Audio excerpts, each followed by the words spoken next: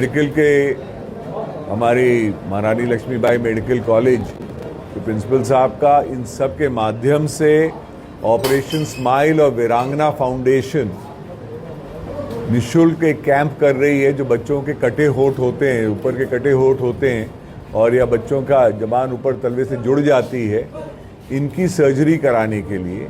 और ये विदेश से डॉक्टर्स आते हैं, वॉलंटियर्स होते हैं और ये 2024 में भी कराया गया था। इस बार भी यहाँ पर 29 तारीख से लेके 6 तारीख तक हम पंजीकृत कर रहे हैं। पूरा निःशुल्क ये कैंप चलते हैं। उन बच्चों को झांसी लाना, यहाँ पे रखना, उनके माता पिता को उनके साथ में लाना, उनको भी रखना और इन बच्चों की मुफ्त में विदेशी डॉक्टरों के माध्यम से सर्जरी कराना, उनकी स्पीच थेरेपी कराना। इस बार इस 29 से लेके 6 तारीख तक की जाएगी। कोई भी बच्चा विशेष रूप से बुंदेलखंड में है तो हम अपना सौभाग्य मानेंगे कि हम उसके ट्रीटमेंट में अपना योगदान दे पाए।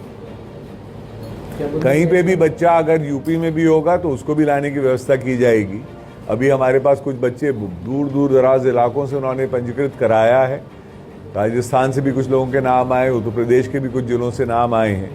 तो मैं ये विशेष रूप से चाहता हूँ कि बुंदेलखंड में जो भी बच्चे, और बुंदेलखंड का मतलब नहीं है खाली उत्तर प्रदेश के, पूरे बुंदेलखंड में, चाहे छतरपुर में बच्चा क्यों ना हो, सागर में हो, शिवपुरी में हो, तो उन सबको यहाँ लाने की व्यवस्था करें। ऑपरेशन के बाद क्या देखभाल की क्या सुविधा है? जब बच्चे यहाँ रहते हैं उनका यहाँ पे मुफ्त में इलाज किया जाता है, ऑपरेशन किया जाता है, उनको दवाइयाँ दी जाती हैं।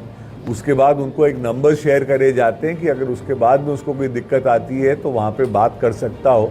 और हमारे मेडिकल के कॉलेज के डॉक्टर्स, प्रिंसिपल साहब और सभी लोग उन बच्चों को बाद में भी बुला लेते हैं अगर उसको कोई भी तरीके की कोई भी तकलीफ होती है। जन्मजात कटे होंठ ये क्यों खास जरूरी है?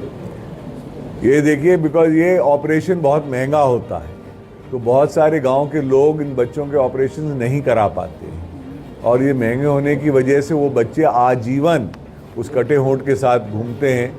उनकी मानसिक भी पीड़ा होती है और शारीरिक तो होती ही होती है। कुछ बच्चों की इतनी बुरी स्थिति रहती है कि वो बोल नहीं पाते। तो बच्चा बोलता भी नहीं है तो फिर वो ढंग से सुनता भी नहीं है, क्योंकि उसकी आदत नहीं रह जाती, उसको वो शब्द नहीं बना पाता, कभी ढंग से सोचता नहीं है। तो ये बहुत बड़ी समाज सेवा है और इन बच्चों के लिए पूरे एक नई ज़िंदगी की शुरुआत हो जाती है। तो आपके माध्यम से मैं ये चाहूँगा कि लोगों को ज़्यादा से ज़्यादा इसके बारे में जानकारी हो और कोई भी ऐसा बच्चा नहीं रह जाए बुंदेलखंड में जो छूट जाए इस चीज़।